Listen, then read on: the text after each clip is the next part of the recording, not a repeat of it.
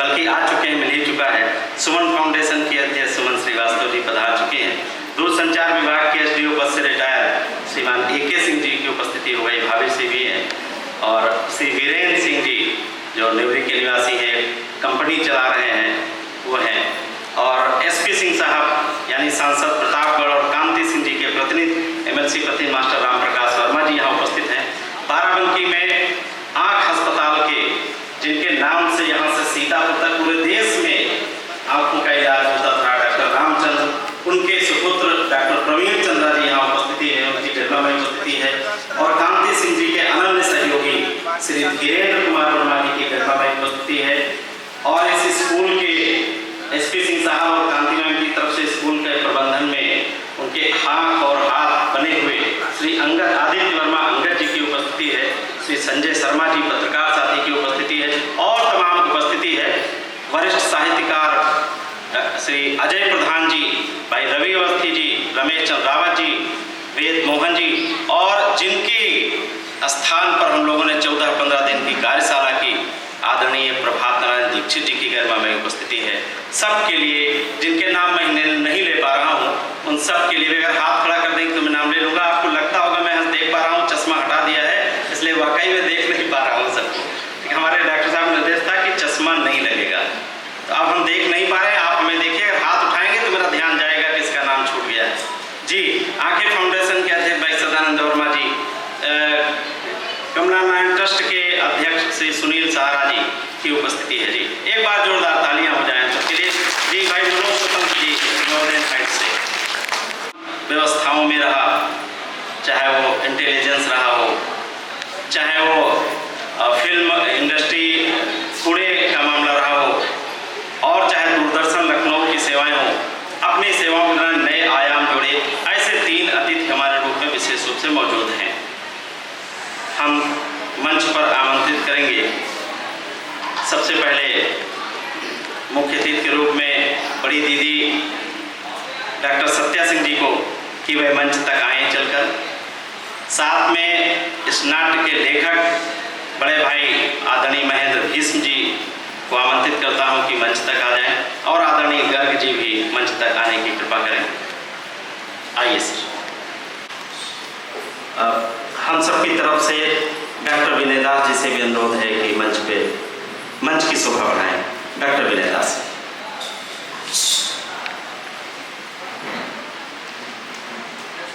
एक नाम और अगर हम ले लें तो मास्टर राम प्रकाश जी जो यहाँ के प्रतिनिधि हैं, उनसे भी अनुरोध है कि मंच की तरफ आने की कृपा करें।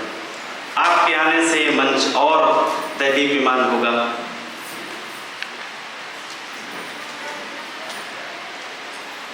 भाई अंगद जी,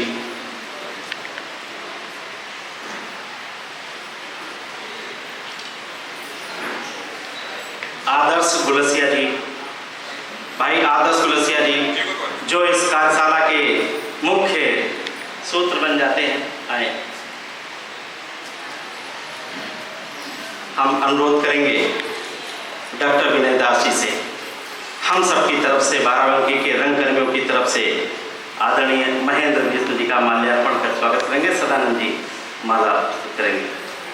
बाराबंकी की धरती पर पहले स्वागत हो जाए तब की पहले से अतिथि देवो भव जी। एक बार जोरदार करेंगे। हम अनुरोध करेंगे मास्टर राम प्रकाश जी से, हम सबकी तरफ से श्री गर्ग साहब का माल्यार्पण स्वागत करेंगे। हम आमंत्रित करेंगे भाभी श्री AK सिंह भैया के यहाँ भाभी जी आ जाएं, सत्या जी का माल्यार्पण कर स्वागत करें।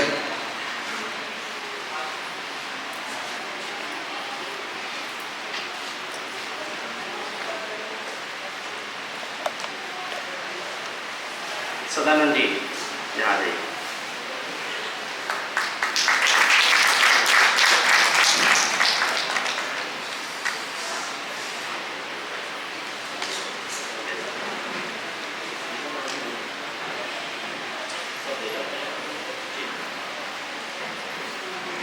कमला नारायण ट्रस्ट के अध्यक्ष सुनील वर्मा जी से अनुरोध करेंगे कि आदरणीय भीष्म साहब को अंगवस्त्र प्रदान करेंगे। ये सत्या दीदी का होगा, ये सत्या दीदी का होगा, ले जाओ।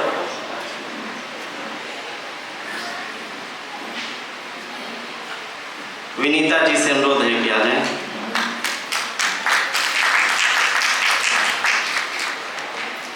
आए और सत्या दीदी को हम सबकी तरफ से अंगवस्त्र प्रदान करें।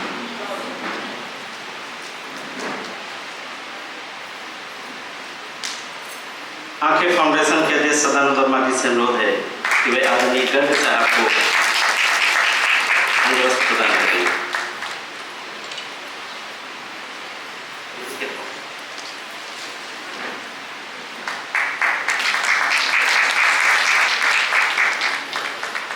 भाई आदर्श गुरसिया जी से अनुरोध करेंगे कि आज के नाटक के निर्देशक आदरणीय चंद्रभाष जी का माल्यार्पण करेंगे और अंगद भैया से अनुरोध करेंगे कि वे उन्हें अंगवस्त्र प्रदान करेंगे।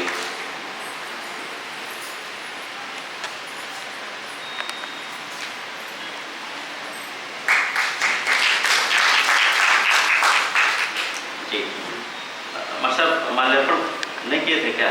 गर्ग साहब को, गर्ग साहब का माल्यार्पण जी, बहुत अच्छा। और अब वह बेला है कि दीप प्रज्वलन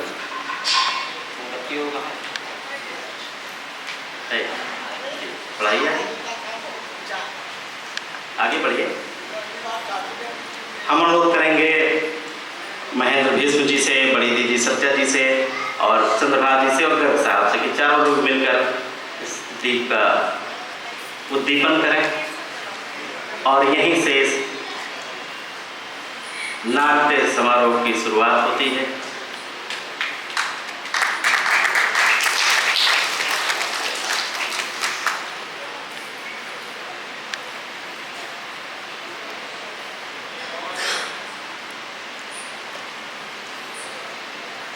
तमाम ऐसे बाराबंकी के सुधी सज्जन बैठे हुए हैं जिनकी बेटे, जिनकी बेटियां यहाँ मंचन भी करेंगी। हमें तो विशेष ये बात कहनी है कि नाट्य के लेखक यहाँ उपस्थित हैं, ये बहुत बड़ी बात है, हम सबके लिए बहुत गरिमामयी बात है। जितना खुशी उन गार्जियंस को होगी अपने बच्चों की अभिनय प्रस्तुतियां देखकर, उससे ज़्यादा खुशी आदरणीय महेंद्र भीष्म जी को होगी कि उनके लिखे नाटक को किस तरह से प्रस्तुत किया गया है, उनको भी बहुत बड़ी खुशी होगी।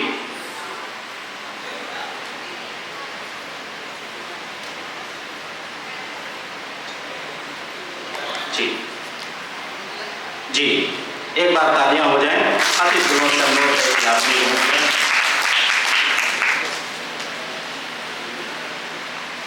आदरणीय सत्या दीदी से अनुरोध है कि आशीर्वचन स्वरूप दो शब्द कहने कृपा करें। यहाँ पे जितने सारे लोग बैठे हैं सब लोगों को ढेर सारी शुभकामनाएं। और मैं ये नाटक दूसरी बार देख रही हूँ, मैंने पहले भी देखा है वो ये चंद्रभाष जी के मंचन में, और आज सबसे बड़ी अच्छी बात है कि ड्रॉप आउट फिल्म के बाद प्रदीप सारंग भैया को दोबारा अभिनय करते हुए हम लोग देखेंगे।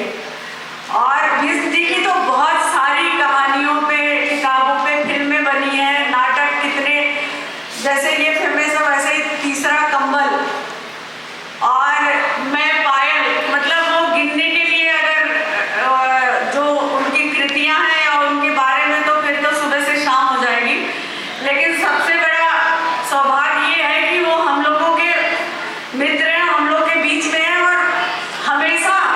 सबको वो आगे बढ़ाते रहते हैं, प्रेरित करते हैं, समझाते हैं।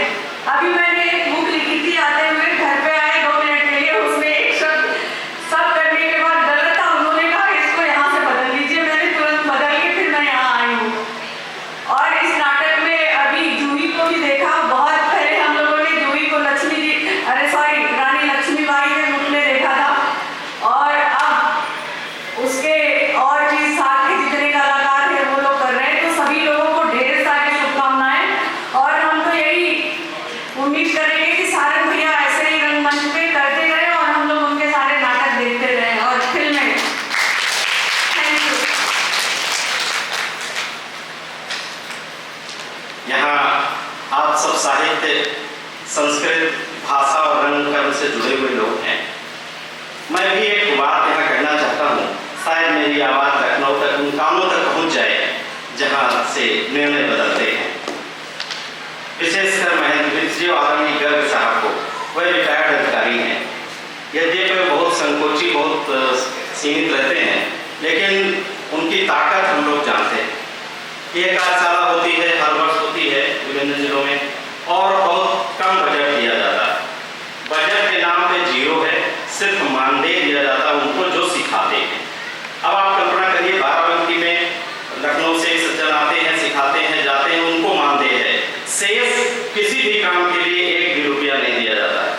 आप कल्पना करिए कि ऑडिटोरियम मांगे मिल गया, लेकिन मेकअप वाला जो आया है, जो लाइट साउंड है, बहुत सारी चीज़ें हैं जिनका कोई मतलब जब प्रस्तुति हो रही है सरकार की, तो वहाँ पर बजट में इसका विधान होना चाहिए। एक आवाज़ में इस मौके पर उठाता हूँ। और अब मंचन की बारी है, मैं निवेदन कर लूँ कि इस टीम ने आपसे तमाम सहयोग की अपेक्षाएं की हैं। ये एक बॉक्स यहाँ तैयार किया गया है, डोनेशन बॉक्स।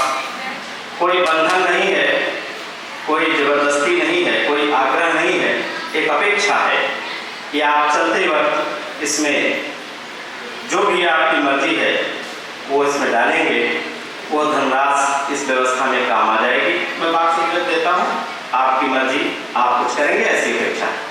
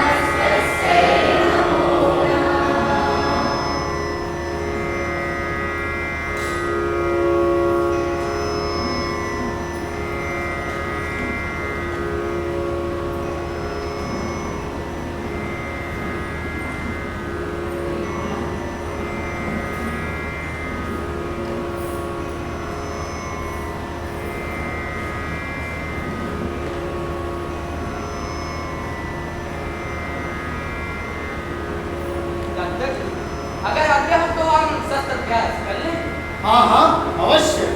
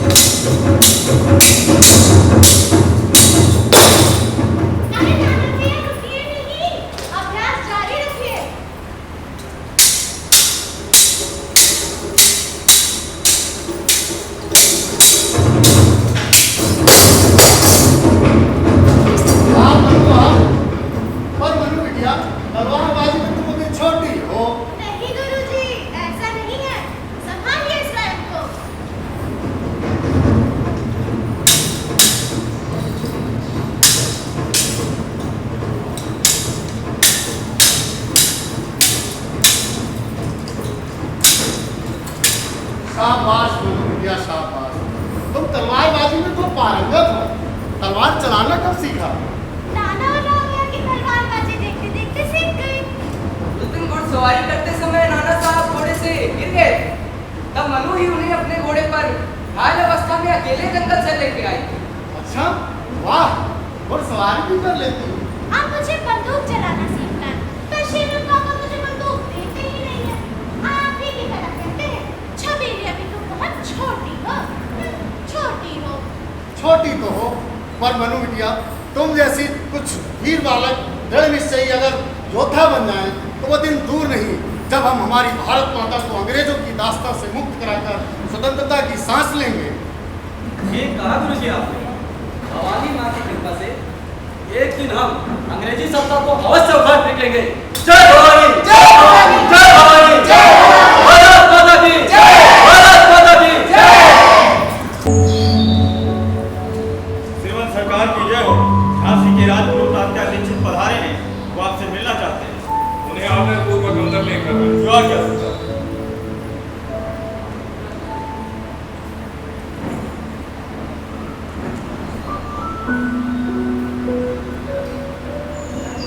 प्रणाम गुरुदेव। आयुष्मान भव। आसन ग्रहण करें गुरुदेव।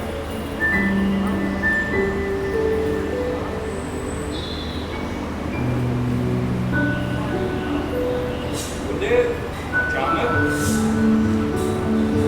झांसी में सब कुशल मंगल तो है। श्रीमंत झांसी में अंग्रेज राज के प्रतिनिधि ने श्रीमंत गंगाधर राव को झांसी का राजा तो नियुक्त कर दिया, किंतु अनेक शर्तें भी लाद दी। लाज तिलक भी हो गया। विधुर और निसंतान होने का संताप तो उन्हें है ही, अंदरूनी षड्यंत्र से वह दुखी रहते हैं। आपसी कलह, ईर्ष्या और राजपद की लालसा का लाभ ये दुष्ट अंग्रेज अच्छी तरह से उठाना जानते हैं। श्रीमंत, अंग्रेजों की यही तो नीति रही है, डिवाइड एंड रूल। रुकिए, अभी बताती हूँ नाना का। श्रीमत का खा देखिए ना, नाना भी मुझे हाथी की सवारी करने से मना करते हैं, मुझे उस पे बैठने तक नहीं देते। क्यों नाना, ऐसा क्यों करते हैं आप? पिताश्री, मनु भी हाथी की सवारी के लिए बहुत छोटी है। नहीं नहीं नहीं, मैं अब छोटी नहीं हूँ, मैं अब छोटी नहीं हूँ, बड़ी हो गई हूँ। तलवारबाजी, तीरंदाजी, घुड़सवारी कर सकती हूँ, तो हाथी की सवारी क्यों नहीं कर सकती? अनु बेटा, बड़ों से बहस नहीं करते। देखना, एक दिन मेरे पास रोज 10 हाथी होंगे, है ना श्रीमत काका? हाँ, एक दिन हमारी छबीली बिटिया के पास 10-10 हाथी होंगे। मनु, मैं श्रीमत काका की छबीली हूँ, आप नहीं। नहीं बेटा, ऐसा नहीं बोलते, वे आपके पिताजी हैं। और आप? हाँ, मैं भी, लेकिन आप तो मुझे काका साहब बोलते हो ना। हाँ काका साहब। श्रीमंत, क्या मैं छबीली बिटिया का हाथ देख सकता हूँ? हाँ गुरुदेव, क्यों नहीं। ये हमारे दीवान मोरोपंत तांबे की इकलौती बेटी मणिकर्णिका तांबे है। बचपन में ही इसकी माँ स्वर्ग सिधार जाने की वजह से यही इसके माता पिता बने हुए हैं। जाओ बेटा।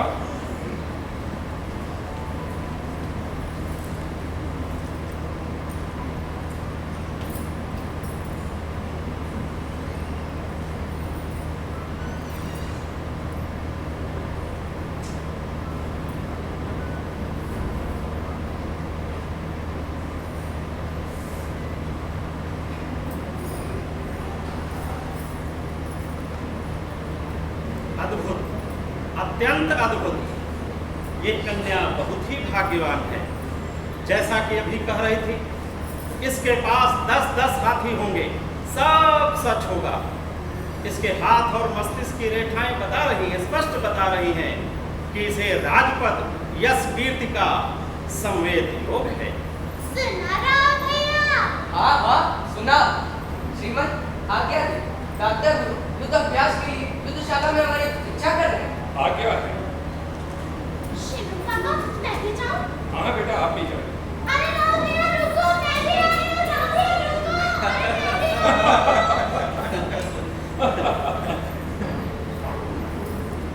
श्रीमंत, ठीक है। जैसा कि कि आपको विदित है, हमारे राजा गंगाधर राव निसंतान और विधुर हैं। झांसी की राजगद्दी को उनके बाद कौन संभालेगा?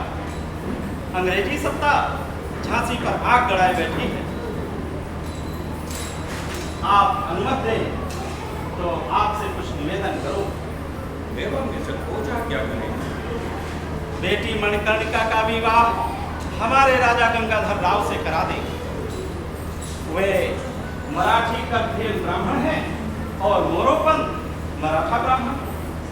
बेटी मनु आजीवन सुखी रहेगी और रानी झांसी कहलाएगी। बहुत सुंदर गुड्डे, इतना अच्छा प्रस्ताव। तुम बहुत भाग्यशाली। इससे सुंदर और क्या हो सकता है? हमारी छबीली बिटिया का रिश्ता स्वयं चलकर आया है। बताओ मनोहर, तुम्हारी क्या राय है? मेरी राय तो आप है श्रीमत। हमारे तो भाग्य खुल गए। अब आपको जो तय करना है करें। मैं तो मनु बिटिया का दैहिक पिता, बेटी तो आपकी है। गुरुदेव, ये रिश्ता मुझे सहज स्वीकार है।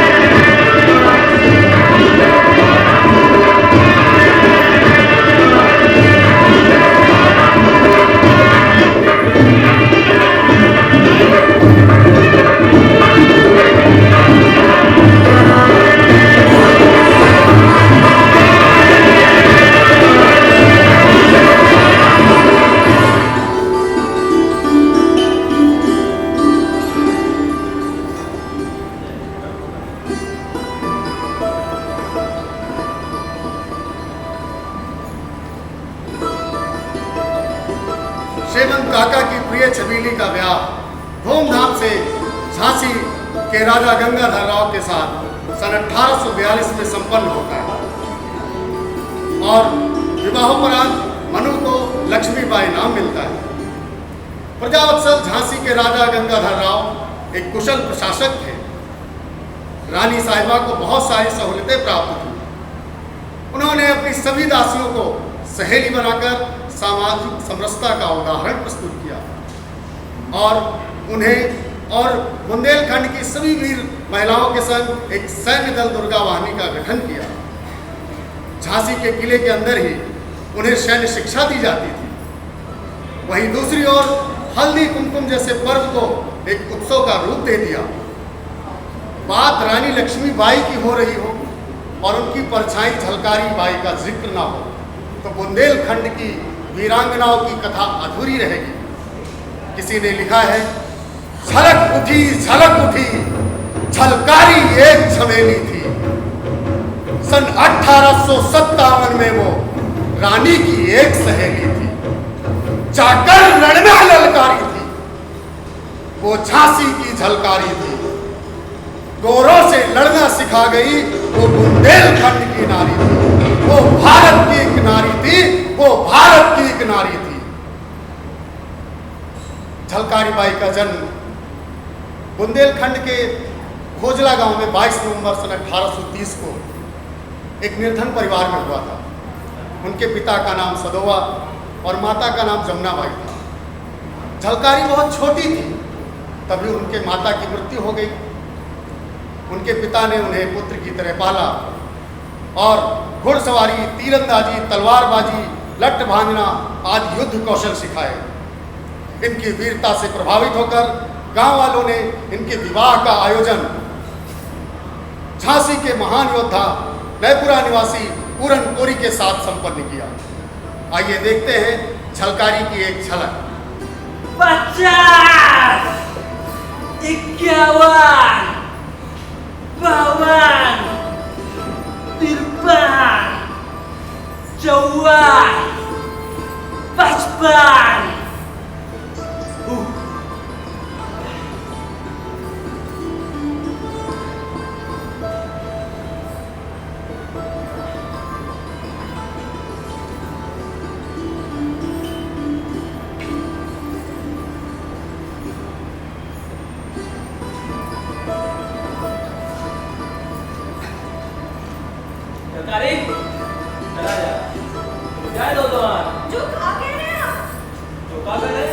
अरे हमने तुम्हारे बारे में बहुत कुछ तो लिखा है, आज देखते भी है कि कितनी बड़ी योद्धा हो।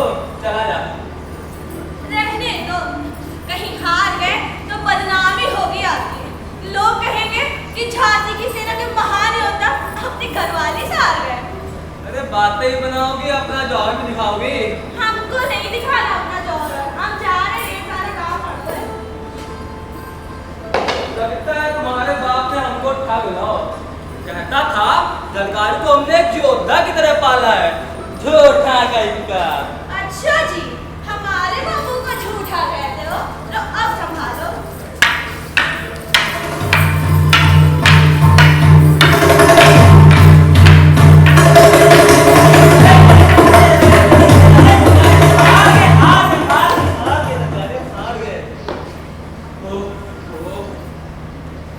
अरे वाह झलकारी, तुमने तो झांसी की सेना के एक महान योद्धा को हरा दिया।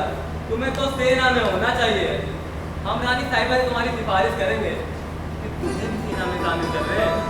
अच्छा जी, आए बड़ी सेना में शामिल कर।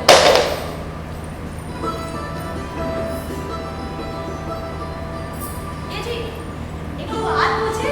हाँ पूछो। आप सेना के इतने बड़े सिपाही हैं, आप रानी साहिबा से तो मिलते ही होंगे ना? हाँ जरूर मिलते हैं। अरे हम तो सेना के महान सिपाहियों में से एक हैं। ये जी, एक बात कहें? कहो। हमें भी रानी साहिबा से मिलना है, हमें भी उनसे मिलवा दीजिए, कुछ जतन करिए। रानी साहिबा से? हाँ। ठीक है, लेकिन एक शर्त है। क्या? आज की लट्टेबाजी वाले में किसी से होगी नहीं।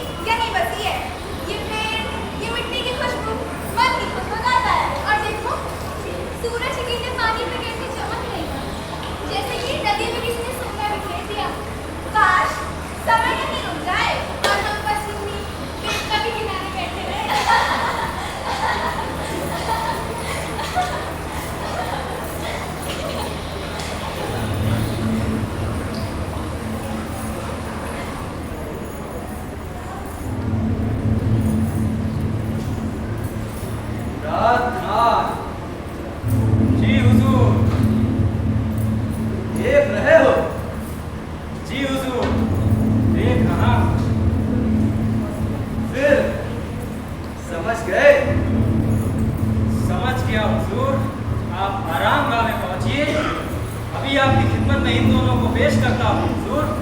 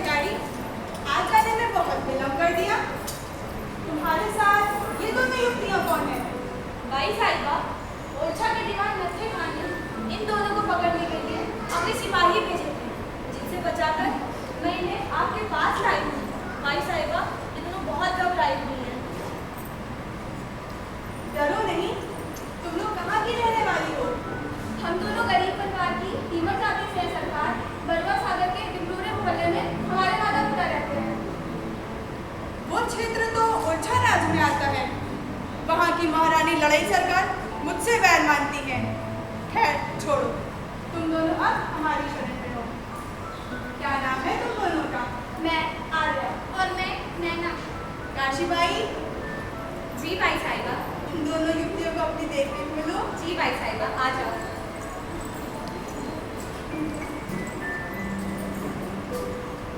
सरकारी चल आजा।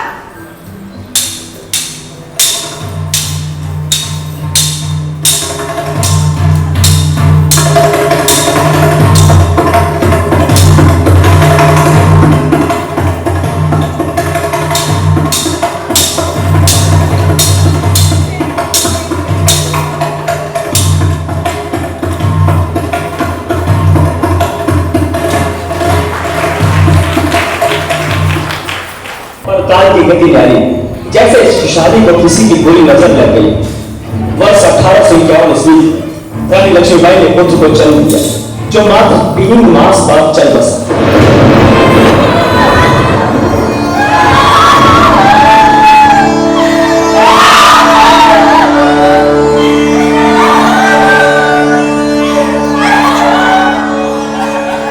पुत्र वियोग में राजा गंगाधर अस्वस्थ रहने लगे। उन्होंने अपनी मृत्यु निकट जाए अपने निवालकर खानदान के 5 वर्षीय बालक दामोदर राव को अपने दत्तक पुत्र के रूप में अंग्रेजी शासन के प्रतिनिधियों की उपस्थिति में विधि विधान से अपनाया और अगले दिन 21 नवंबर सन 1853 में वो भी चल बसा।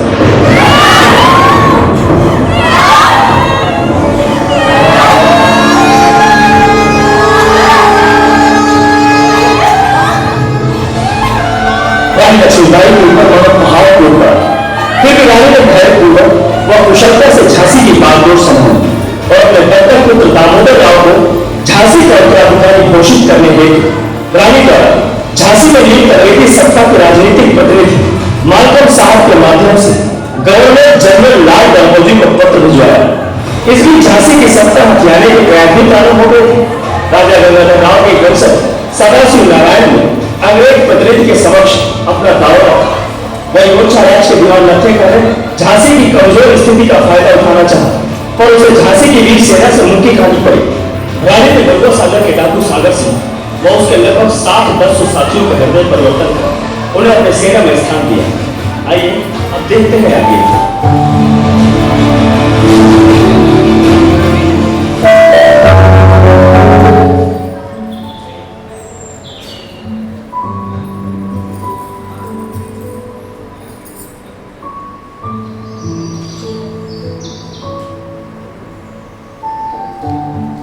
महारानी झांसी की जय हो। मेजर एलिस और कैप्टन मार्टिन दरबार में आने की हिम्मत चाहते हैं। उन्हें थोड़ी देर में अंदर ले आइए। जी आज्ञा महाराज।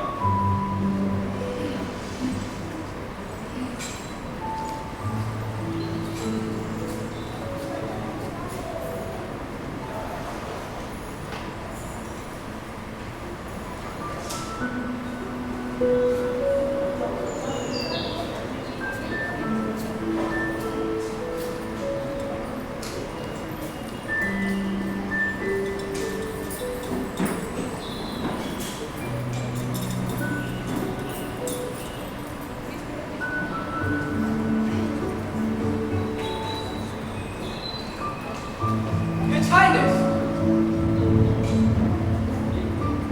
मुझे हमारे ब्रिटेनिक गवर्नमेंट की ओर से आपको यह सूचित करने का हुक्म मिला है कि ब्रिटेनिक गवर्नमेंट ने आपके दत्तक पुत्र दामोदर राव को झांसी का उत्तराधिकारी मानने से इनकार कर दिया है। आज और अभी से आपका झांसी में स्वामित्व नहीं रहा। झांसी को ब्रिटिश गवर्नमेंट के अधीन किया जाता है। मैं वादा करता हूँ कि महारानी आपको एवं आपके दत्तक पुत्र को उचित सम्मान दिया जाएगा और जीवन निर्वाह की उदारता से व्यवस्था की जाएगी।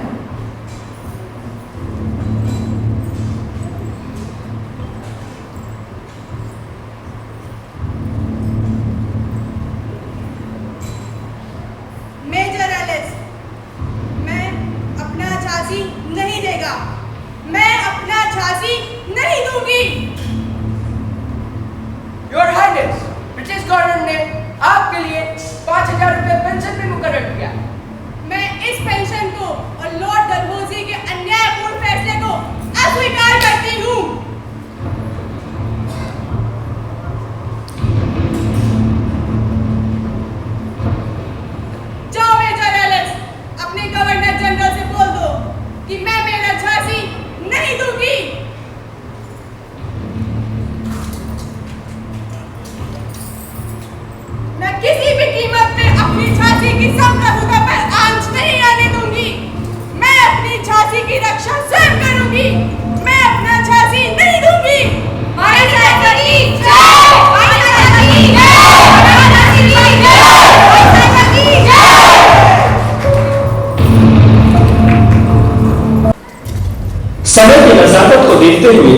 रानी लक्ष्मीबाई किले का वैभव छोड़कर नगर में स्थित महल में अपने दत्तक पुत्र दामोदर राव व पिता मोरोपंत तांबे के साथ आकर रहने लगे।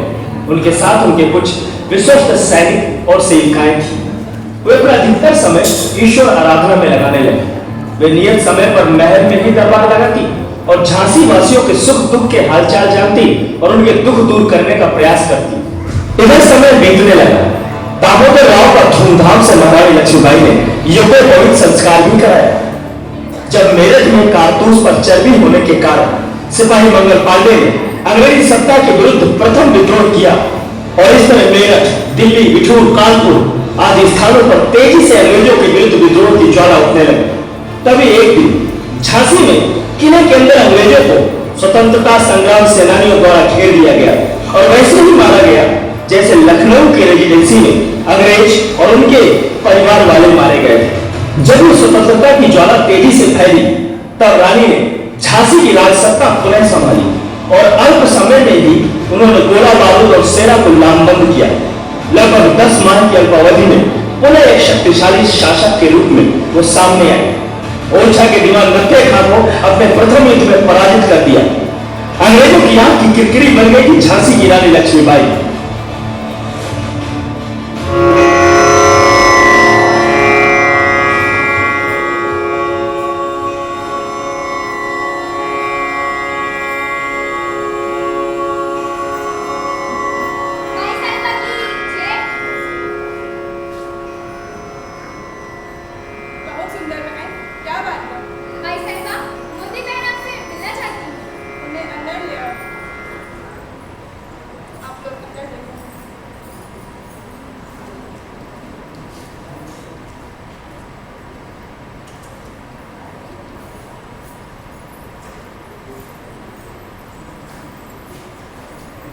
रानी सरकार की जय।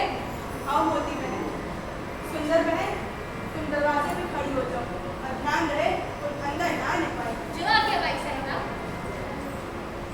मोती बहन, हम तुमसे बहुत प्रसन्न हैं। तुमने अपने नाचने और गाने में पैसे की आड़ में झांसी की बहुत बड़ी मदद कर रही हो। इस संकट काल में हमें तुम्हारा बहुत सहारा मिला है। इस इज्जत अफजाई के लिए आपका बहुत बहुत शुक्रिया श्रीमती सरकार। अपनी मातृभूमि, अपने राज की रक्षा के लिए अपनी जान की बाजी लगाना तो हमने आपसे ही सीखा है श्रीमती सरकार। बताओ क्या खबर लाई हो आज?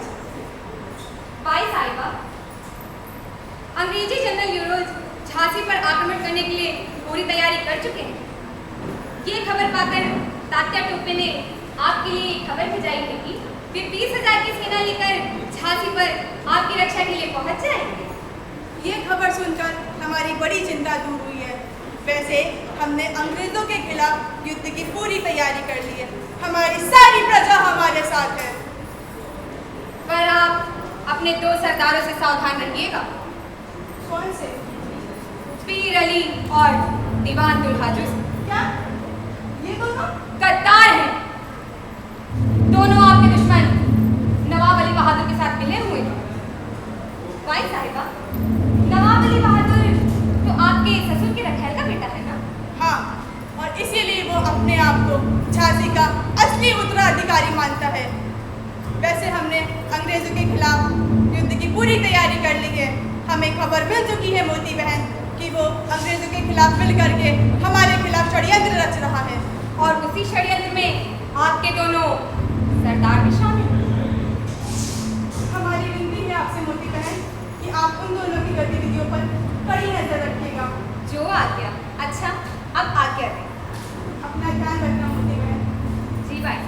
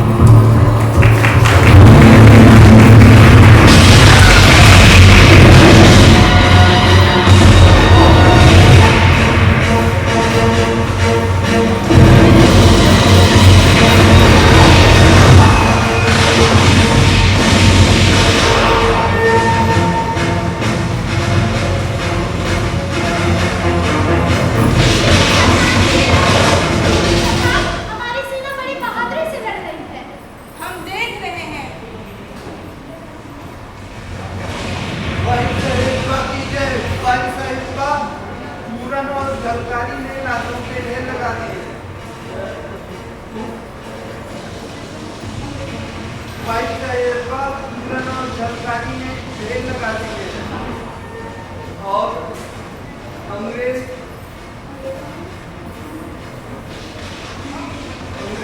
में हाहाकार मच गया है। उन्नाव फाटक पर खतरा कम हो गया है और दूसरे दरवाजे पर भी युद्ध जारी है। सरकार की जय, जीवन सरकार की जय, जीवन सरकार, अंग्रेजों की सेना पीछे हट रही है। जीवन सरकार की जय, जीवन सरकार की जय, सरकार की जय।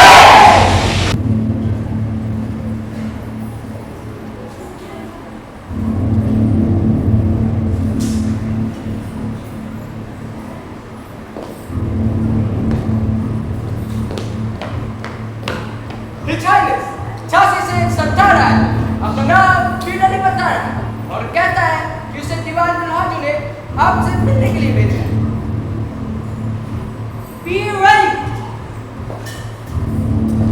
पीर अली तो हमारा अपना आदमी है। वो जरूर कोई राज की बात लेकर के आया होगा, उसे फौरन हमारे पास लेकर के आओ। Okay sir.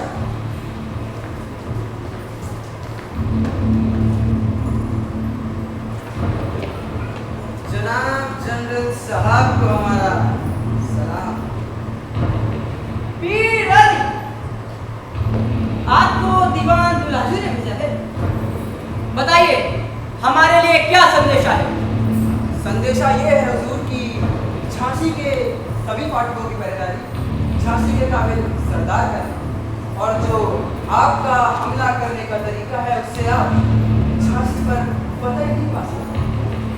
अच्छा, तो पीर अली हमको कौन सा तरीका इस्तेमाल करना चाहिए, आप ही बताएं। बताता हूँ जनाब, आपके कैंप के पीछे वो जो 4 की पहाड़ियाँ हैं, अगर आप वहाँ पे अपनी तोपें चढ़ाकर वहाँ से गोलीबारी करेंगे तो आपका निशाना बिल्कुल ही सटीक बैठेगा और आपकी फतह जरूर होगी।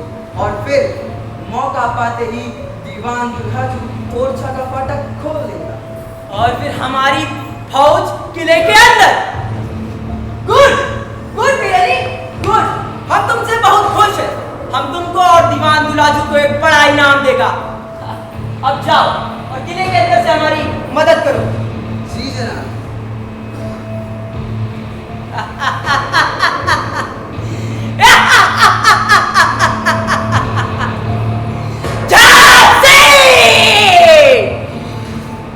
अपनी तोपें पहाड़ की झाड़ियों पर चढ़ाओ।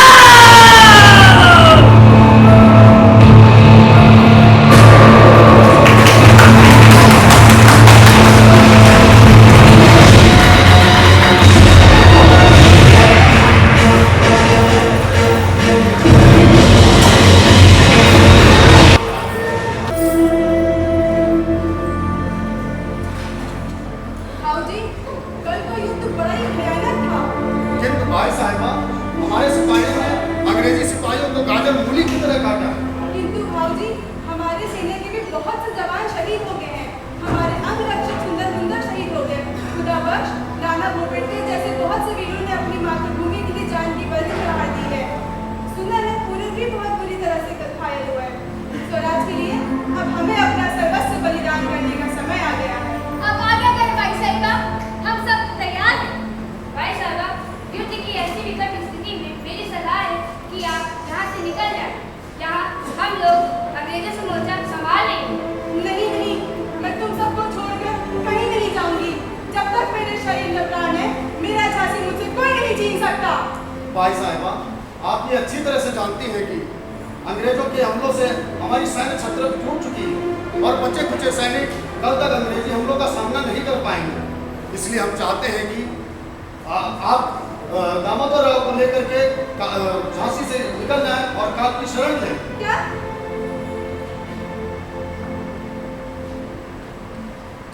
मैं दामोदर को लेकर के काल की शरण लूं? मैं अपने प्राण न्यौछावर कर दूंगी, लेकिन झांसी को कभी अकेला नहीं छोड़ूंगी। भाई साहिबा, आपको झांसी के उत्तराधिकारी को बचाने के लिए आज सुबह ही किले से निकल जाना चाहिए। भाऊजी, मैं बहुत दुविधा में फंस गई हूँ। मुझे थोड़ी देर सोचने दिया जाए। रानी जी, अब सोचने का समय नहीं। आप कालपी जाकर वहां से नई सेना तैयार कर झांसी को वापस रवाना हो सकती हैं। लेकिन यहाँ कैसे? भाई साहिबा, हमने आपका नमक खाया है। भाऊ जी के कमान में हम सब झांसी की रक्षा करेंगी।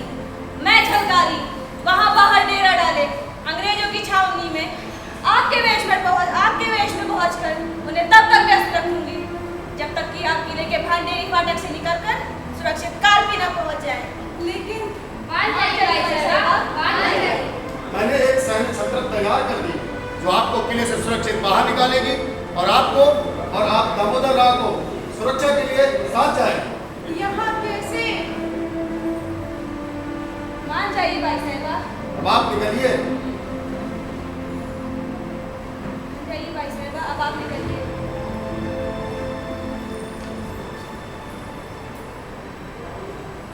साक्षात मृत्यु का आवाहन करने वाली झलकारी, तुम जैसी भारत माँ की बेटी से ही हम अपना प्राचीन गौरव लौटा पाएंगे।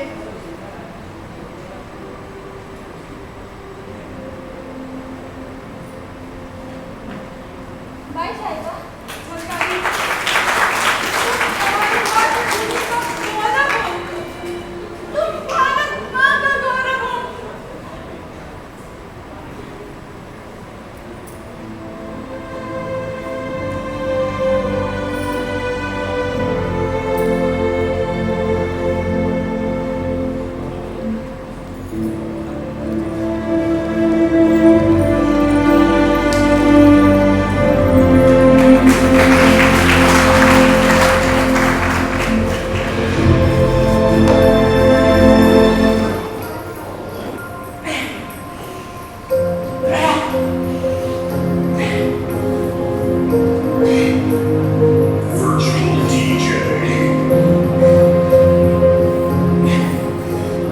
झलकारी अभी तक नहीं आई।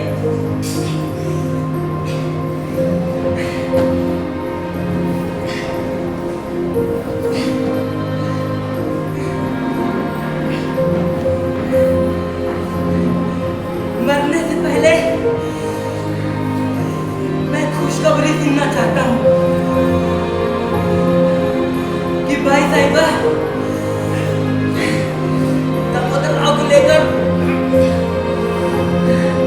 सकुशल कालपी के लिए रवाना हो गई है या नहीं?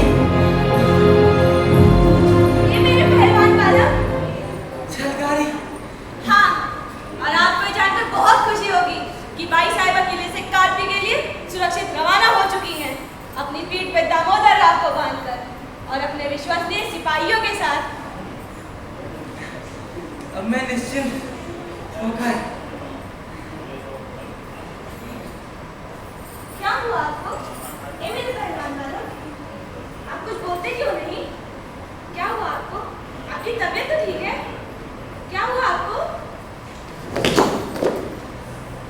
क्या हुआ आपको? क्या हुआ आपको? आपकी तबीयत तो ठीक है ना? ए मेरे पहलवान बालक, क्या हुआ आपको? आप कुछ बोलते क्यों नहीं?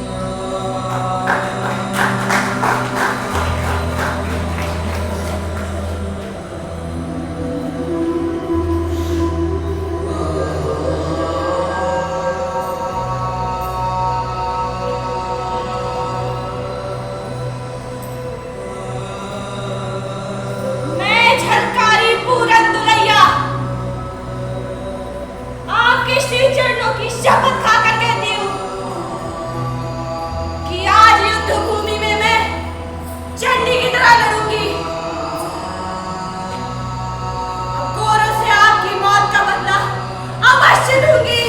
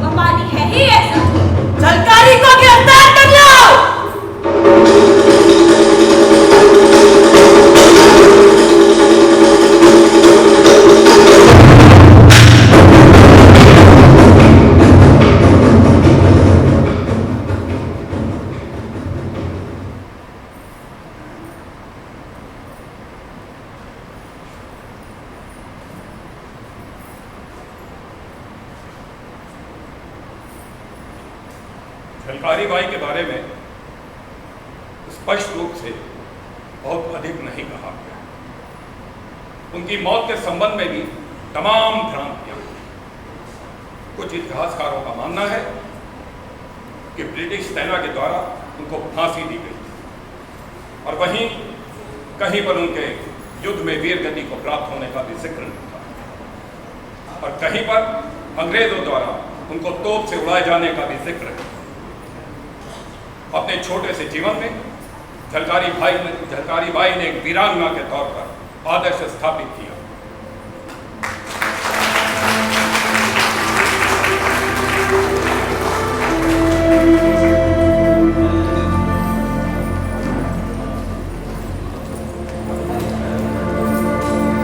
पिता तुम्हें मान देती थी कि कहने पर वे कुछ सैनिकों संग कालपी की ओर रवाना हो जाती है।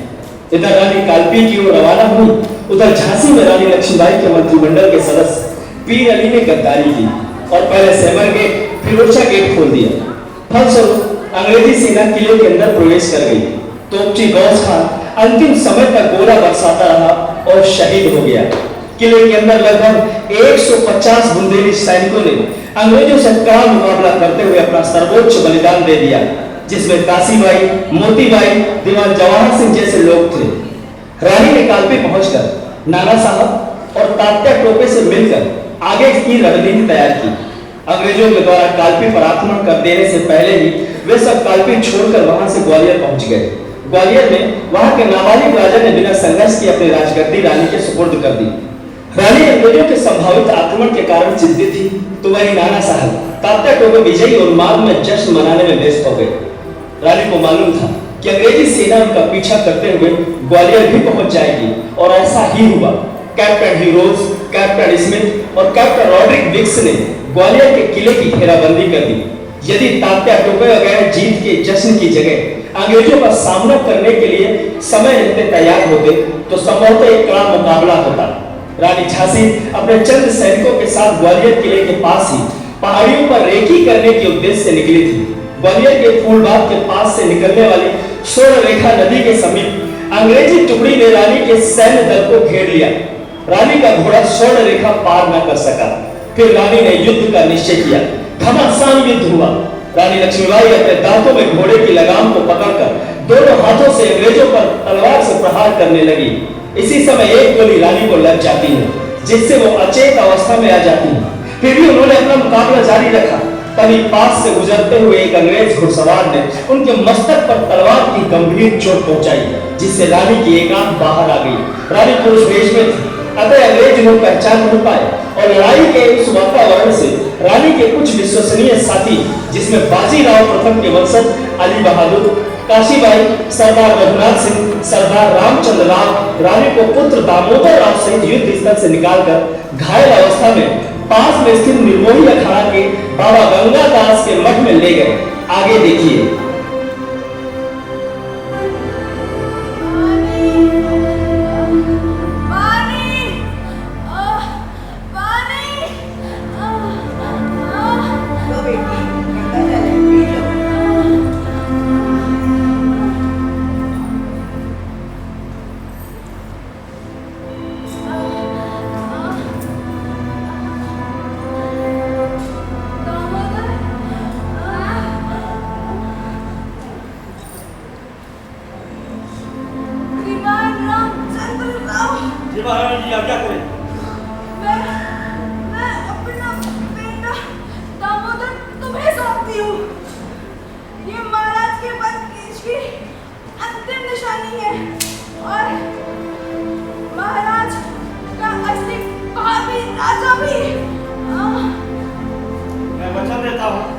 कुंवर दामोदर राव का ध्यान अपने प्राणों से बढ़कर रखूंगा।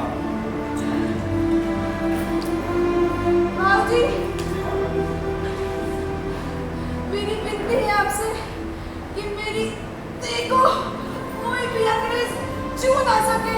नहीं महारानी, ऐसा नहीं है महारानी जी।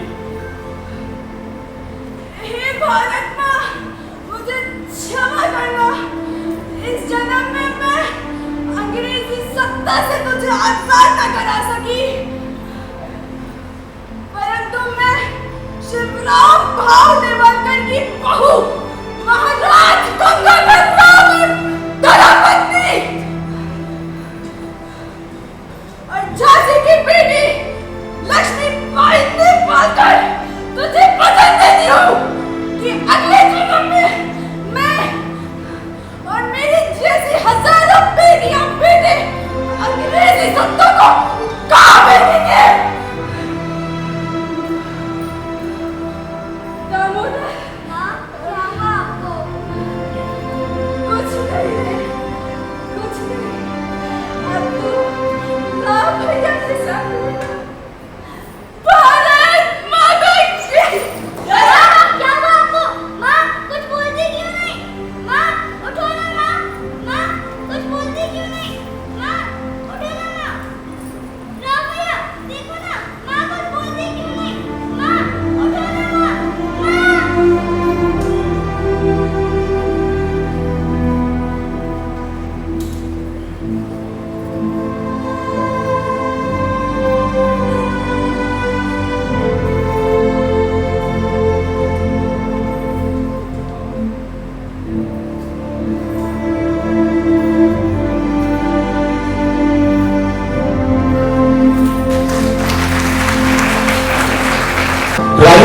मृत्यु के बाद सभी ने मिलकर रानी की मृतदेह को कुटिया में रखकर आग लगा दी और चुपचाप नम आंखों से वहां से चले गए।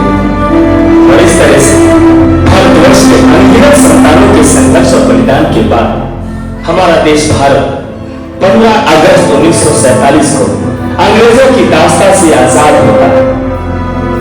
किंतु एक बात याद रखना, इस आजादी को पाने के लिए न जाने कितने युवा फांसी के फंदे पर चढ़े, न जाने कितने ने अपने सीने में गोलियां खाई, न जाने कितने जेलों में सड़े, तब जाकर मिली है हमें हमारी ये आजादी।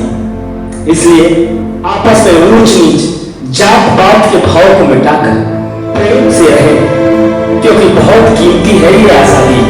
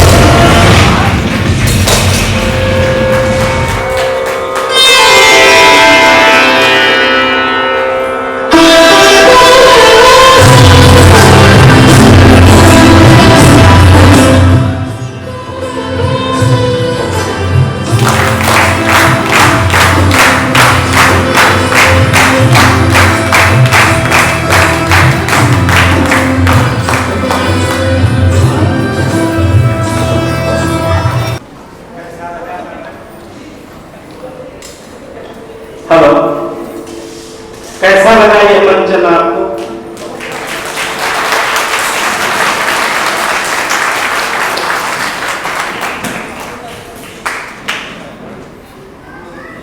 आपकी तालियां इन कलाकारों की हौसला अफजाई के लिए जरूरी थी। जीवन के इन पड़ावों पर कई ऐसे बाराबंकी के बेटी और बेटियां हैं जिन्होंने अभिनय क्षेत्र में पहली बार कदम रखा है। सपना होता है आसमान पर चढ़ जाने का। आपकी ये उपस्थिति, आपकी ये तालियां, आपका ये स्नेह, आपका आशीष निश्चित रूप से उन बच्चियों के लिए बहुत काम आने वाली है जो अपने अभिनय के क्षेत्र में एक करियर बनाना चाहते हैं।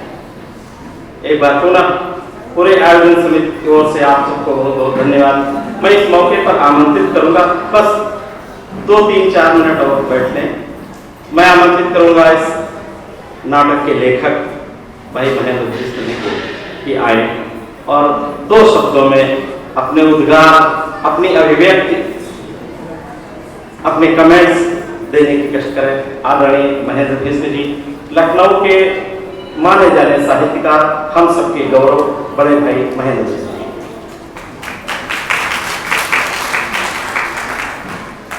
बाराबंकी के सभी प्रमुख दर्शकों को मेरा अभिनंदन है। ये रानी लक्ष्मीबाई के जीवन परिचय से और उनके बलिदान से आप सभी परिचित हैं। कि कोई कहानी नई नहीं है, एक शोध के बाद लिखा हुआ नाटक है। और आप देख के काफ़ी जगह जहाँ नरेशन है, तो क्योंकि ये कार्यशाला थी, लखनऊ पब्लिक स्कूल के विद्यार्थियों की प्रस्तुति रही है, तो जो अच्छे रंगकर्मी और जो नाटक का कुछ हिस्सा जिसको नरेशन में ले आए हैं, तो वैसे और अधिक इसकी है अवधि, पर ये एक कार्यशाला के द्वारा जिस बच्चों ने अपने अभिनय की प्रस्तुति दी, उनमें से आपने देखा होगा लगभग सभी का अभिनय बहुत अच्छा रहा है। जिसमें जो बच्ची बनी है महारानी झांसी और झलकारी बाई, बहुत अच्छा अभिनय किया इन दोनों ने। और मुझे बड़ी खुशी है कि बाराबंकी की धरती से भी इतने अच्छे इस विद्यालय के विद्यार्थी इतने अच्छे अभिनय में अपना स्थान रखते हैं, और निश्चित ही उनको और प्रोत्साहन की जरूरत है। तो इस तरह की कार्यशालाएं होती रहना चाहिए, जिससे हमारे जो भावी पीढ़ी है हमारी, वो देश के महापुरुषों के इनके बलिदान को जाने समझे और ये वर्तमान का जो समय है वो बहुत अधिक है कि हम राष्ट्र हित में कुछ कार्य करें। हम जहाँ भी हैं, जैसे भी हैं, जिस पद पर हैं, जो भी हमारी जिम्मेदारी है समाज के प्रति, उसको निभाएं। एक लेखक का जो दायित्व है लिखने का, वो मैं अपनी कहानियों में, उपन्यास में, नाटक में देने का प्रयास करता हूँ। लड़ाई सरकार अंग्रेजों की पिट्ठू थी, जो ओरछा स्टेट की उस समय रानी थी। झांसी रानी एक विधवा, एक कम उम्र की, और कितना उनके साथ संघर्ष रहा कि एक तरफ वो अंग्रेजों से लड़ रही हैं, एक तरफ अपने पड़ोसी लड़ाई सरकार से उनकी वैमनस्यता चल रही है, तीसरी तरफ पीर अली और दुल्हन जैसे गद्दार भी उनके साथ हैं। तो बहुत हमारे यहाँ का इतिहास इस तरह का भी रहा कि गद्दारों के कारण भी बहुत से बलिदान हुए, जो निरर्थक भी गए, पर कहीं ना कहीं सार्थकता है। कुछ हैं ऐसे जिनकी वजह से हम सब आज स्वतंत्र हैं, और हमें उनके बलिदानों को याद रखना है। तन मन धन से अपने भारतवर्ष, अपनी भारत माता के प्रति हमारे क्या कर्तव्य हैं, ये हमें निभाने हैं। अगर इस नाटक को देखकर हमारे 2 विद्यार्थी भी इस विद्यालय के, रानी झांसी और झलकारी बाई को अपना आदर्श बनाते हैं, तो ये इस नाटक की सफलता है। आप सबका पूरा प्रोत्साहन रहा इन बच्चों के साथ, मैं बहुत आभारी हूँ और मुझे बड़ी खुशी है। मैं 12 दिन की लगातार आता रहता हूँ यहाँ। साहित्यिक गतिविधियाँ बहुत कुछ इस तरह की हैं। प्रदीप भाई, प्रदीप सारंग जी, डॉक्टर विनय दास जी, बहुत सारे लोग हैं जो यहाँ पे बहुत अच्छा कार्य कर रहे हैं। साहित्यिक का एक अच्छा माहौल है। बहुत धन्यवाद, बहुत बहुत धन्यवाद। सर से अनुरोध है कि मंच पे ही रुके रहें। संगीत नाटक अकेडमी की तरफ से कुछ प्रमाण पत्र बच्चों के लिए आए हैं। मैं माननीय मुख्य अतिथि बड़ी बहन डॉक्टर सत्या सिंह जी को भी मंच पे आमंत्रित करूंगा कि उनके कमलों से बच्चों को कुछ प्रमाण पत्र मिल जाए। आए दीदी। आदरणीय गर्ग सर, जिनकी उपस्थिति ही हम लोगों के लिए गौरवपूर्ण है। मैंने कहा था कि वे इंटेलिजेंस में रहे तो, और पुणे के फिल्म इंडस्ट्री में रहे तो, और दूरदर्शन लखनऊ में रहे तो नए आयाम गढ़े हैं, नई दिशा दिखाई है अपनी कर्मठता से, अपने कर्तव्यनिष्ठा से। दूरदर्शन की दुनिया में अपना एक मुकाम, एक पहचान बना लिया। बांदा के चंद्रभाष सिंह का नाम आते ही अपने आप पूरे संगीत नाटक से जुड़े लोग जान जाते हैं कि कैसे डायरेक्टर हैं, कैसे उनका अनुशासन है, कैसे उनकी सब है। मैं आदरणीय चंद्रभाष सिंह जी को माइक पे आमंत्रित करूंगा। आए अपनी कुछ टिप्पणियों के साथ प्रमाण पत्र और पात्र परिचय भी कराएंगे। चंद्रभाष भाई। बहुत बहुत धन्यवाद आपका, और आप सभी दर्शकों का आभार कि आप लोग बच्चों का नाटक देखने के लिए आए। ये उत्तर प्रदेश संगीत नाटक अकादमी के सहयोग से 15 दिवसीय नाटक कार्यशाला का आयोजन आपके 12 की जनपद में होना था। जब बच्चे नाटक की तैयारी कर रहे थे तो बच्चों को देख के मेरे मन में आया कि अगर मैं 15 दिन में खाली कार्यशाला करके चला जाऊंगा तो बच्चों को प्रोत्साहन नहीं मिलेगा, बच्चों का मनोबल नहीं बढ़ेगा, जिसके लिए मंचन होना जरूरी है। और इस मंचन को यहाँ तक पहुँचाने में हमारे सारंग जी का बहुत बड़ा योगदान है, आदर्श जी का बहुत बड़ा योगदान है, और दीक्षित जी का बहुत बड़ा योगदान है, जिन्होंने अपनी जगह दी जहाँ पे हम लोगों ने पूर्वाभ्यास किया। अभी हम बच्चों को उनके नाम और कैरेक्टर के हिसाब से बुलाते जाएंगे, और आप उनका हौसला अफजाई के लिए तालियां जरूर बजाएं, जिससे कि ये प्रमाण पत्र जो संगीत नाटक अकादमी से ही आए हैं उन बच्चों के लिए।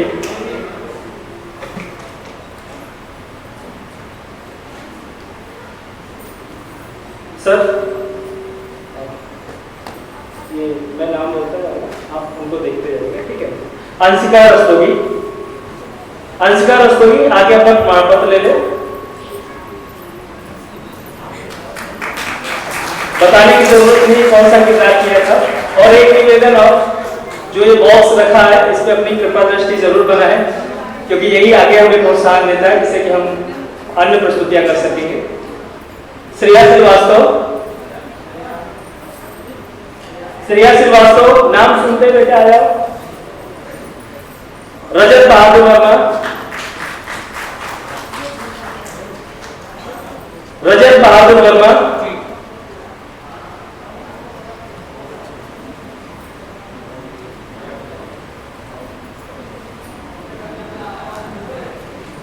अहम श्रीवास्तव,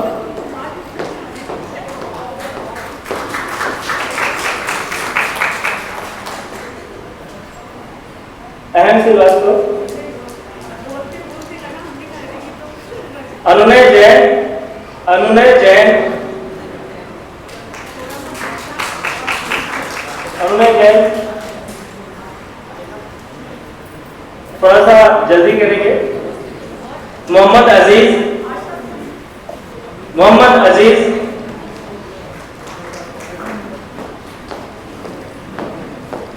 आयांश गुप्ता, आयांश गुप्ता, आयांश गुप्ता, शौर्य मिश्रा,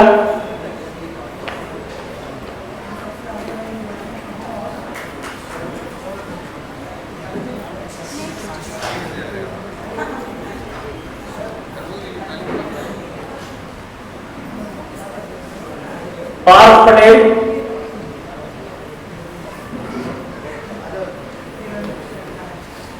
पार्थ पटेल। सारे बच्चे मंच पे ही हैं। देवेंद्र कुमार, देवेंद्र कुमार, सारे मंच पे ही रहे बच्चे। अभिनव सिंह, अभिनव सिंह के लिए आप लोग तालियां बजाइए। बड़े उत्साह से पूरे 15 दिन आया।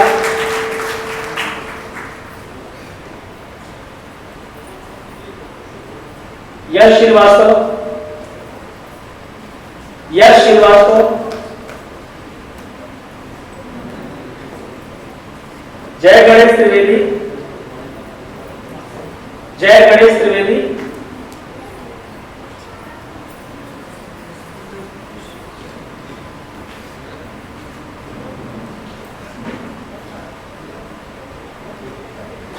साद अहमद, साद अहमद,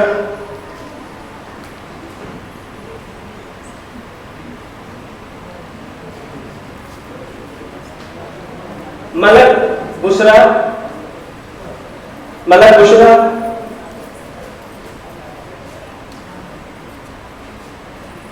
प्रख्या श्रीवास्तव, प्रख्या श्रीवास्तव,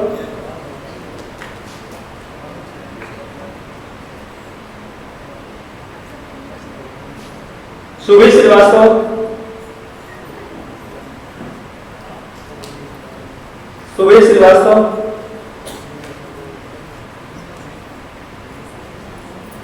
सुबीर श्रीवास्तव,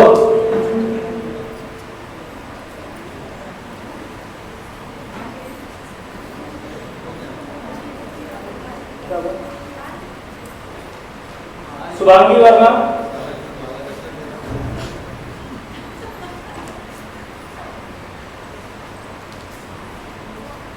स्मिता तिवारी, स्मिता तिवारी,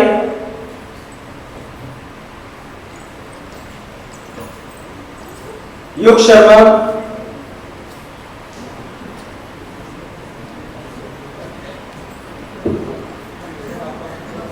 राशि रस्तोगी, राशि रस्तोगी, श्रद्धा कुमारी, प्राची रस्तोगी, श्रद्धा कुमारी, प्राची रस्तोगी,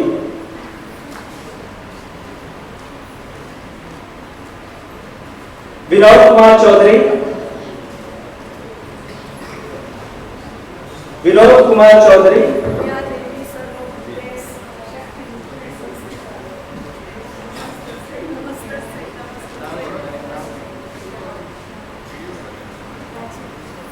कार्तिकेय दीक्षित,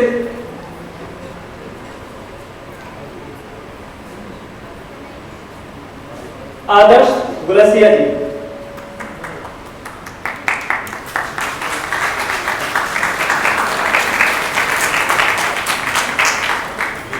और आदर्श गुलसिया जी के बाद प्रदीप सारंग जी, जिनके बिना ये कार्यशाला और ये प्रस्तुति संभव ही नहीं।